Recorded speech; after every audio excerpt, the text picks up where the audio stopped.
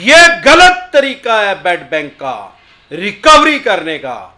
Hello साथियों, मैं अमरदीप का ध्यान, नमस्ते, प्रणाम, सलाम अलैकुम, सत श्री अकाल, जय मसीह की, राम राम जी, जय माता की, जय हिंद, जय भारत, जय ससुराल वालों की। साथियों, आपका स्वागत है डिसेंट फैमिली में।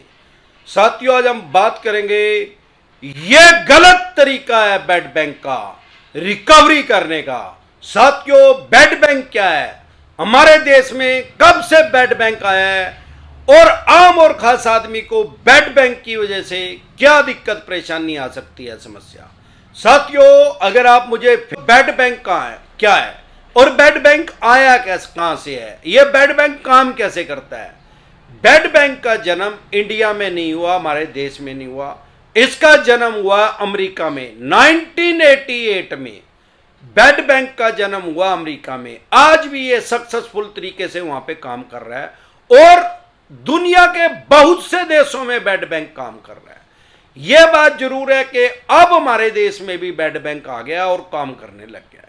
साथियों, बेड बैंक, बेड मतलब खराब, बैंक, अरे बैंक तो बैंक ही है यार, सारे देश नहीं पता है तो कश्मीर से कन्याकुमारी तक बैंक खुले हुए हैं।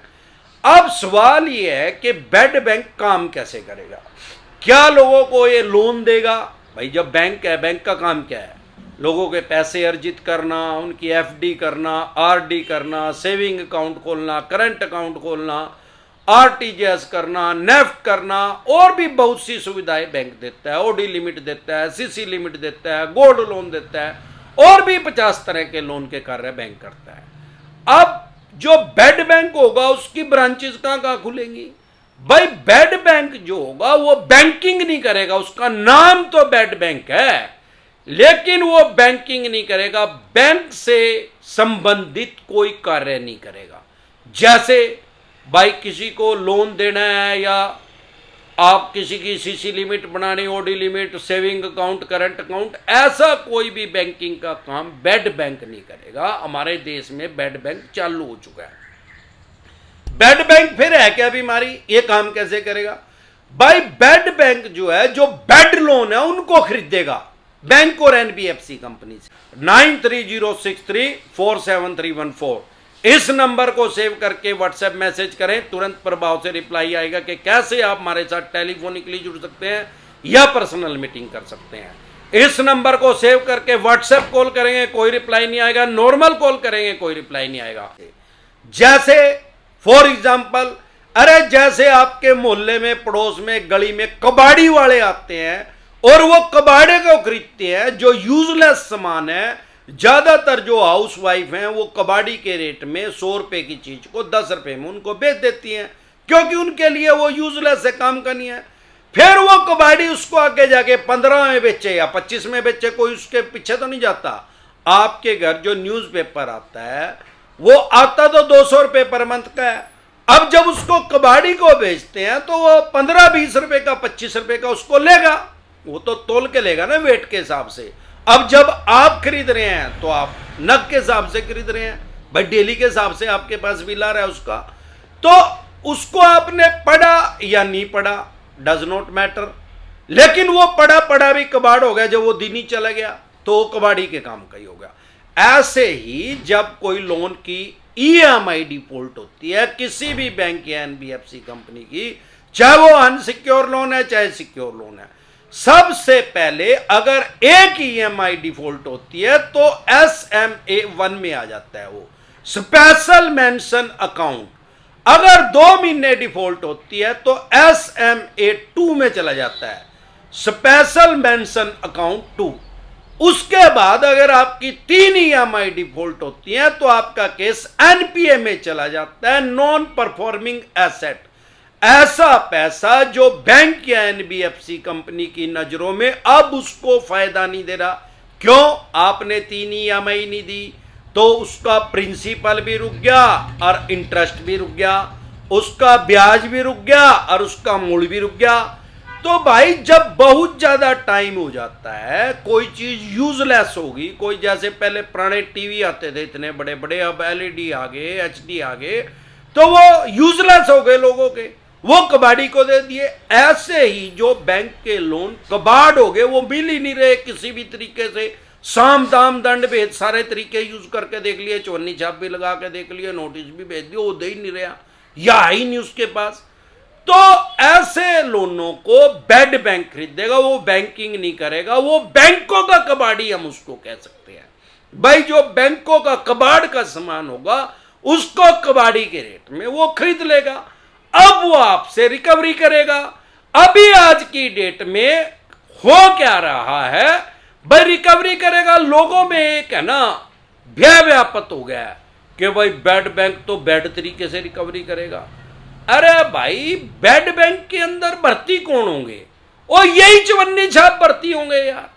अरे मैं कह रहा बैड बैंक छोड़ यार, चाहे सैड बैंक आ जाओ यार, जिनकी मां मर गई हो ना, नई नई भी मरी हो, त्रामी भी ना हुई हो, उसके 13 दिन भी नहीं हो रहे हो, उनको भर्ती कर दो उसके बैड बैंक के, उसको सैड बैंक खोल दो, एक सैड बैंक के अंदर भर्ती कर दो उनको, जिनकी मां मरे हुए 13 दिन भी होए ना हो पूरे, त्रामी से पहले पहले उनको भर्ती कर दो।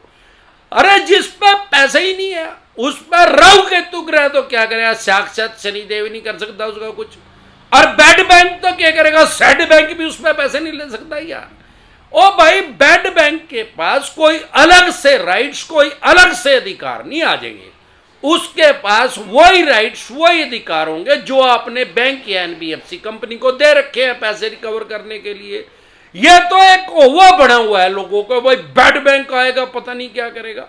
और अभी आपकी जानकारी के लिए बता दूं, अभी जो बैड बैंक है वो रिकवरी सिर्फ कॉरपोरेट घरानों से कर रहा है, बड़े बड़े इंडस्ट्रियलिस्ट के ऊपर बैड बैंक लागू है, उनके लोनों को वो खरीद रहा है, वहां से वो अपना पैसा कवर कर रहा है। अभी आम आदमी से छोटे लेवल के जो बिजनेसमैन है, या पर्सनल लोन है, एजुकेशन लोन है, या अन्य किसी तरह का लोन है, बैड बैंक उनकी रिकवरी नहीं कर रहा है। हाँ हो सकता है कि जैसे कुछ इसमें अमेंडमेंट हो जाए, बदलाव हो जाए, वो भविष्य के गर्भ में है कि वो अगर बदलाव कर दिया सरकार ने, आरबीआई इनके आदेश आगे भाई ये छोटे लोन भी रिकवर बैड बैंक करेगा, तो भाई बैड बैंक आ जाएगा या कोई सा भी बैंक आ जाएगा। अगर आपके पास पैसे हैं तो इनके पैसे दे दो, और पैसे नहीं है तो ये फाइनेंशियल डेथ तो करेंगे ही करेंगे। बैड बैंक आने से पहले ही कर देंगे यार, वो बैड बैंक तो बेचने से पहले ही कर देंगे, तो सिविल खराब कर देंगे। और भाई जब पैसे ही नहीं है, अरे पेड़ के यार बैड बैंक आने दे, जो सा भी बैंक आ जाने दे भाई, आ जा भाई। अरे भाई ये डेमोक्रेसी है, वर्ल्ड की बिगेस्ट डेमोक्रेसी है, दुनिया का सबसे बड़ा लोकतंत्र है। यहां बैड बैंक भी आ जाओ, सैड बैंक भी आ जाओ, जिनकी मां भी मर रही उन्हें भी भर्ती कर दो उसमें, और फिर इन पे पैसे लेकर दिखाओ।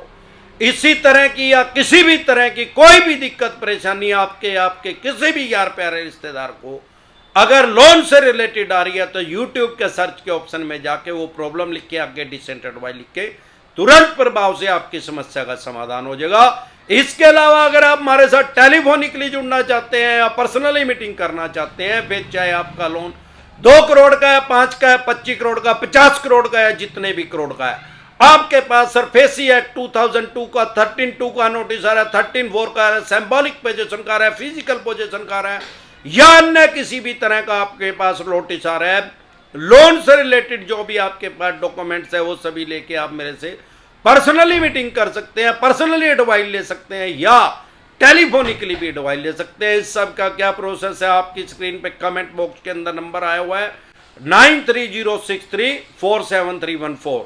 इस नंबर को सेव करके व्हाट्सएप मैसेज करें, तुरंत प्रभाव से रिप्लाई आएगा कि कैसे आप हमारे साथ टेलीफोनिकली जुड़ सकते हैं या पर्सनल मीटिंग कर सकते हैं। इस नंबर को सेव करके व्हाट्सएप कॉल करेंगे, कोई रिप्लाई नहीं आएगा, नॉर्मल कॉल करेंगे, कोई रिप्लाई नहीं आएगा। एक बार जोर से मिलकर नारा लगाएंगे, जय ससुराल वालों की।